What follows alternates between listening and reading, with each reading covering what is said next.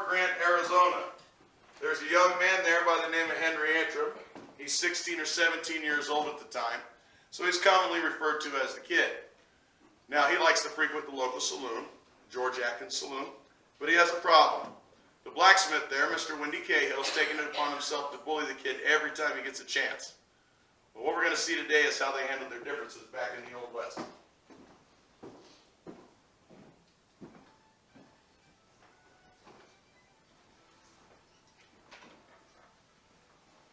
Oh, good morning, Patty. Well, Kid, what brings you in this morning? I just came to play me some cards. I need to win some money. I understand the money part. What are you drinking today? I'll take that bottle of tequila right there. A whole bottle, huh? Uh-huh. So you don't be giving me any grief. I won't be giving you no grief, Patty. I should be out of this town any day now. You know, I heard about that. It's going to be a shame to see you go. You've been a breath of fresh air around here, I buddy. hate to leave. What time's that stagecoach leaving? It's coming at 3 o'clock. Oh, that gives you plenty of time Yeah. to get some money together.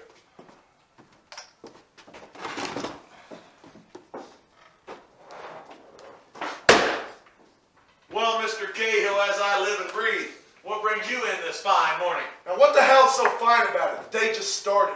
Why don't you pour me a whiskey? All right, whiskey it is. So you wouldn't be looking for a game today now, would you? Now why are my plans any interest to you? Well, it just so happens that the kid's already seated at a table waiting for a game. Oh, the hell are you saying? Yeah, maybe you might want to find it in your heart to leave him be today. I'll think about it. Well, don't hurt yourself. Yeah, look at him sitting there like some country champ. Start right in, huh? Wendy, would you just leave me be? Now, I thought I told you don't sit at this table. I don't want to fight today, Wendy. Just leave me alone. And I said you don't sit at this table! All right, now. Fine. That's enough, boys. Kid, I think it's best you leave. Mr. Why don't you Cahill. shut up for me and drink where you think you're going? I'm not going to fight you today, Wendy. Stick up your face. All right, that's enough, guys. I told you to leave me alone. Cahill. Get the doctor. Doctor, is anyone a doctor? No? Sorry about your luck, buddy. Well, Mr. Cahill will be laying there for the next 24 hours as he slowly died in agony on the floor. Henry Antrim would flee to New Mexico, where he would change his name to William H. Bonney. But you folks might know him better as Billy the Kid. And you've just witnessed his first shooting. Let's have a hand for your actors, folks.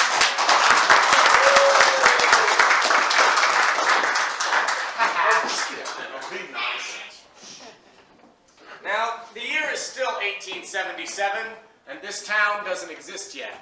It's a small patch of desert known as Goose Flats, and the only people that live out here are renegade Apache Indians. Now, there's a prospector by the name of Ed Shefflin, and he lives up at Camp Huachuca, now modern-day Fort Huachuca, and he's searching these parts for any gold or silver that he can find.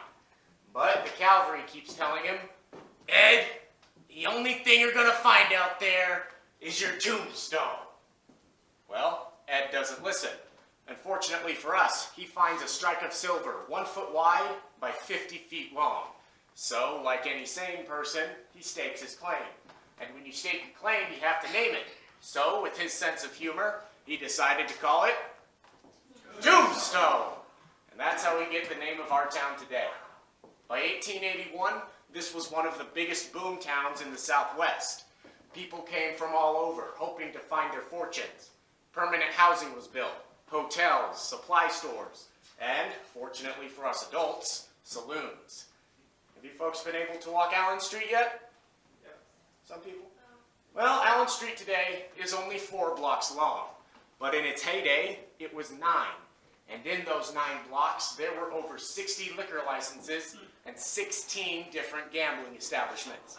So it really wasn't hard to find trouble on Allen Street. In fact, the mayor was reported as saying that Tombstone would have a man for breakfast every single day. Unfortunately for you folks, it's lunchtime. So we gotta have some sort of trade-off with all that trouble. You can't have everyone dying unless you want to have a town. Well, the trade-off was the silver. You had your honest, hard-working types who came to work in the silver mines, but you also had your unscrupulous characters like the Cowboys gang. But Tombstone also brought in heroic types like Wyatt Earp or Doc Holliday. But one man you may not have heard of was a man named Luke Short. Now, Luke was a fine dresser, a great gunman, and a hell of a gambler. In fact, it was rumored that he was able to count cards, which, back in the 1880s, was unheard of not really understood. So we can just assume that he was really good. But being that good, people would often call you a cheat. And one man who would accuse Luke was a guy named Charlie Storms. Now, Charlie wasn't necessarily bad with a gun, but he was often drunk, and that made him terrible at gambling. He loses a lot of money to Luke the night before, so he comes back to the Oriental Saloon to try and win it back. A man named Bat Masterson is bartending that night, and he gets mixed up in this little mess. So let's see how this day in history plays out.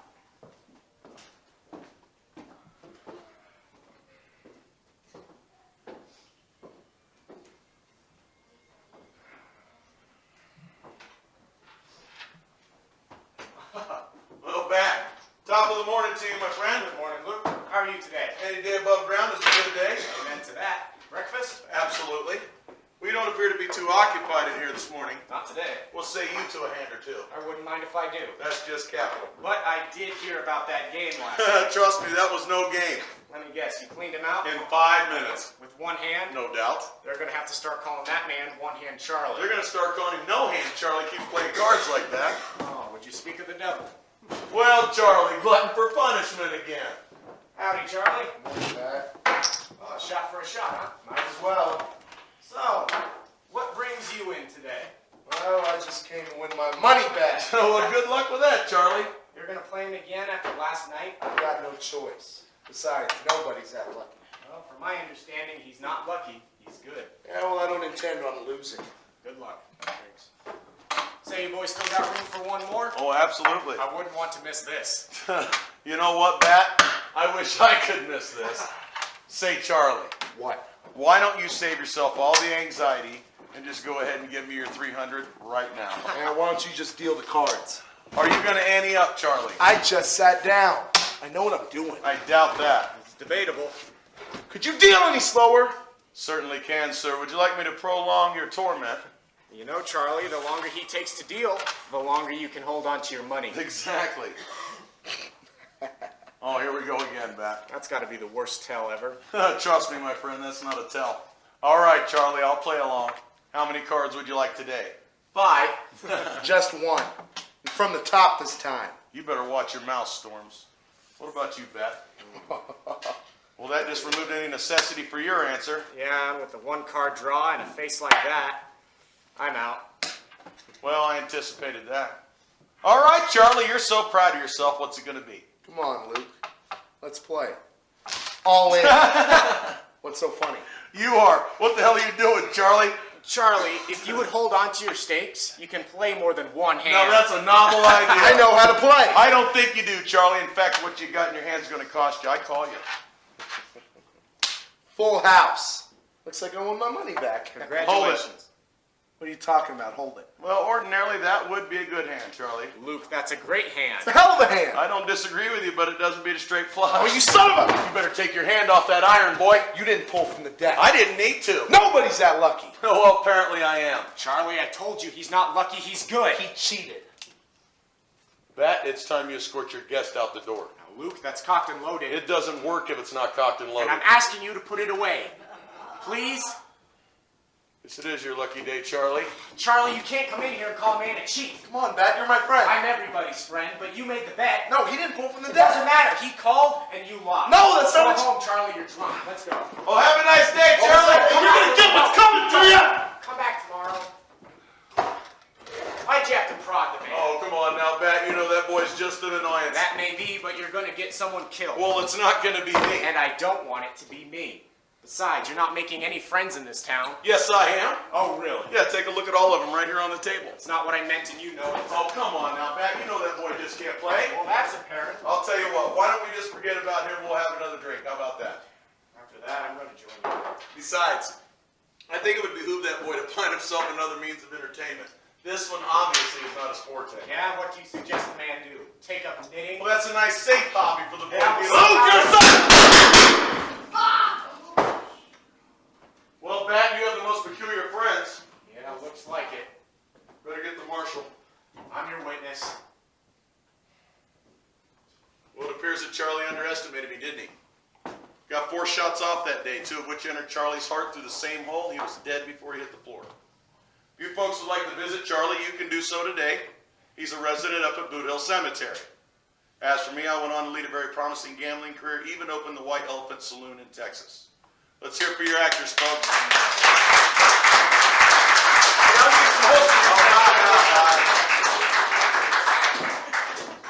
Now, I think it's safe to assume that you folks have heard about the gunfight at the OK Corral, yes? Well, what if I told you it didn't actually happen at the OK Corral? It actually took place in an empty lot just off of Fremont, near where the park is today. But Hollywood thought you probably wouldn't go see a movie if it was called The Gunfight in the Empty Lot. So they decided to change history. Now, the gunfight was between the Earps, Morgan, Wyatt, and Virgil, and their friend Doc Holliday versus the Cowboys gang. Now, we actually have one of the rarest photos of the Cowboys gang hanging right up there on that wall where the noose is. And underneath it, there's an index telling you how, when, and where all the men in that photo died. And if you come and talk to us after the show, you can get your hands on your very own copy of that photo. Now, two men in that photo, Ike Clanton and Billy Claiborne, they ran away from the gunfight and were branded as cowards. Now, Ike would meet his maker in 1887 while rustling some cattle, but Billy would meet his much sooner. After the gunfight, he runs away from Tombstone, but 2 months later he comes back, and he's insisting that everyone calls him Billy the Kid Claiborne. We can only assume after his idol and supposedly friend, the real Billy the Kid. Now, Billy has another friend named Johnny Ringo. Has anyone heard of him? A couple people? Well, Johnny Ringo was one of the more notorious members of the Cowboys gang and was best friends to Curly Bill Grosses. And in the movie, it's depicted as Doc Holliday being his killer. Well, here in Tombstone, we like to believe that another man did the killing, and that man was probably one of the most notorious men to walk these streets. His name was Buckskin Frank Leslie, and it's reported that he shot 11 men in 11 months. One time, he saw his wife talking to another man, assumed she was cheating on him, and then proceeded to put 2 slugs in her chest. This was witnessed by their neighbor, Mr. O'Neill, who he also shot. Well, this lands Frank 8 years in Yuma Territory Prison, of which he only served 7 on account of good behavior. Now, before that, he's tending the bar at the Oriental Saloon for the owner, Milt Joyce. Now, Milt has a terrible habit of letting people down, and this was no different. Frank has been up all night, dealing with the likes of Billy the Kid Claiborne, who, at 22 years old and drunk, just couldn't take no for an answer. Now, patrons of the bar would tell you that Frank was unusually patient with Claiborne, seeing as how he's notorious for hating cowards, and nobody would ever dare call Frank a coward. Hey, have a nice night. Yep. I'll see you tomorrow. Same time.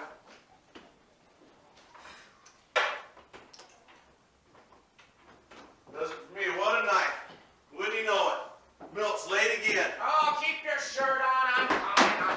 Oh, well, it's awful nice of you to join us, Milt. Did your dog die again? No, I had me a little horse trouble. Horse trouble? Yeah, I went through that same shoe I did the other Now, day. come on, Milt. Can't you come up with a better excuse than that one? Quiet. Who put a burr in your saddle anyway? You did? Is that so? Yeah, that's so. I've been here all night dealing cards, serving drinks, washing all them dirty glasses, and I throw that boy out here at every turn. Oh, boo-hoo. You know full well I couldn't be here last night. I did not. I had things to attend to keep this place running. Really? Yeah, it doesn't run itself, you know. I know it don't, Milt. I do it for you. Quiet. You're beginning to sound like an old wash man. Hey, now, that's just uncalled for. Just now. leave it alone, would ya? Well, I'm tired, Milt. We're all tired, Frank. From what? Your last nap? Just go read your paper. Man, Teddy, why don't you wipe the bar up or something? Yeah, that's what I'm gonna do. Good. Sure is quiet in here. That's what I've been trying to tell you with all the trouble I had all Yeah, night. trouble always seems to follow Fine. you, Frank. Oh, now he's back. What do you mean he's Look. back? Oh, Claiborne, no! You're an idiot. Why don't you pour me another? You're lucky you stole this one. I said pour me another one. You're not getting so much as a drop of water. Now hit the road. You pour me another, or I'm pulling you over this bar. We're not pulling anyone anywhere, boy, or I'll burn you down. Frank, would you get him out of here? Can't right now. What do you mean you can't right now? Well, I seem to be suffering from a bit of that there horse trouble. Oh, shut up about that! I like that thing, horse trouble. You know what, Claiborne? If touch me again, kid, you're gonna be sorry. Come on, Frank, just buy me a drink. You heard me, and we don't serve your kind in here to get you yellow behind out of here. Hey, now that's just uncalled for. Uncalled for? Well, let me tell you what's uncalled for, kid. You running away like some coward while your friends die in the middle of the street, and I am tired of telling you to leave. If my friend William Bobby was here, Oh, here we he go. would take you out in the street and gun you down like the dog you are. William Bonney. Yeah. The William Bonney. There's only one. Yeah? Where'd you get that from, kid? So you fancy yourself a little William Bonney now, do ya? Yes, I do. Well, let me tell you something. You're not fit enough to hold this corn cob. That's a fact. Get on out of here. Billy's my friend. Again with the Billy. I guess he ain't heard, Frank. Nope. Heard what? You ain't heard because you can't read a lick, can you? Come on over, I'll show you. If you could, you'd see where it says right there that your friend William Bonney, well, he's been dead now for over 3 months. Yeah, there goes your hero. Alec, I'm gonna believe that. Oh, yeah? Well, I can fix it so you can meet up with him again real soon. Yeah, I hear he's been itching for a little company. Yeah, he probably is, Milton. Only problem is, this coward's not worth the lead. Come on, Frank. If you buy me a drink, I'll leave. Get out of here, boy. Right now. Right now. Right now. Oh, that sounds like a plan. So you got grit now, huh? Where was that grit when your friends Shut up and pour me a drink. Oh, I just forget about him, Milt. Is that new private stock we got? Yes, it is. Let's have a shot of that. Let's try that out. Yeah. Not you, Claiborne. I told you to get away from me. You know what, kid? You stink. I don't know what smells worse. You or that pile of horse manure out back. Him. That's a fact. Why don't you go take a bath, go do something with yourself? Come on, Frank, get him out of here. Oh, come on, Milt. Can I at least enjoy my drink first? Frank, you promised you'd get me a drink, all right? So just give me this one. You know what? Well, I never promised you anything. In fact, your next drink, it's at that saloon down the road. I suggest you go and fetch it. This kid. Hey, I know you killed my friend Johnny Ringo. Oh, here we go. So the least you could do is buy me a drink. And how about you? Oh, God. Frank, easy. Now, boy, didn't I just tell you that if you touched me again, you were going to be sorry? Yeah? Big hurt. Oh, you son of a Frank! Don't make a mess in my saloon. Oh, there's not going to be a mess in here, Milt. Our friend Billy the Kid Claiborne here was just leaving, weren't you, Billy? I don't need that drink no more, Frank. Oh, that's good, because the next time I got to put you through these saloon doors, there's going to be a bullet through your forehead. Yeah, you know, you're messing with a cowboy. I don't care who you think you are. I said get out. You're going to see me real soon, Frank. You'll see me one too many times if you ain't careful, boy. This kid. Pour me another drink, would you? You know what? I'll join you. Between that kid and that horse. Oh, come on now with the horse Just stuff. leave it alone. You know the boy's just like his father. Just like him. Apple doesn't fall too far from that tree. Straight down to the ground, Milt, and rotten to the core. Here's Here's to to you. you. Right! Oh, God. You're murderer! This boy doesn't quit. You know I've had to listen to this all night. I feel sorry for you. I got me a gun! Then he what? Maybe he'll shoot himself. Right in the foot, I'll drink to that, Milt. Right! That's good. That's really smooth. You murderer! I like that a lot more than I like I didn't know you were such a coward! Oh, that's it. God, Frank, come on. He ain't worth it. What do you mean he ain't worth it? I've had to listen to this boy's nonsense all night. I'm tired Just of have it. a seat. I'm not happy to see it. Hey, Milt. What? He's over there across the street hiding behind one of them fruit carts. Come on, Frank, just come on. I'll buy you another shot. I don't want another shot. I'm putting an end to this right now. Claiborne, I see you back there. Don't you raise that rifle. God, Frank, what did you do? I shot him square. Why didn't you just stay where I told you? Just go get the marshal. God. Well, we depicted that one outside because that's how it actually happened. Claiborne, after being thrown out for the last time, runs across the street and somehow gets his hands on a Winchester rifle. And then he hides behind a fruit cart and waits for Frank to come out of the main doors. But Frank's too smart for that. He goes out a side door and surprises Claiborne, and 2 shots ring out. Claiborne misses, and Frank doesn't. He hits Billy Claiborne from over 60 feet away with a handgun. And when the marshal shows up to get a record of what happened, Frank is still smoking the cigarette he lit while in the saloon. And he's reported as saying that he could have done more, but he couldn't have done no less. Now, the reason we believe Frank is the actual killer of Johnny Ringo comes from one simple source, Billy Claiborne himself. It took Billy over an hour to die, and within that hour, he refused all forms of medication so that he could tell anyone and everyone that he had seen Frank Leslie kill his friend Johnny Ringo. You can still visit Claiborne's grave up at Boot Hill, and if you go about 2 blocks on Allen, you can stand in the same spot that Claiborne was shot. Let's have a hand for the actors, folks.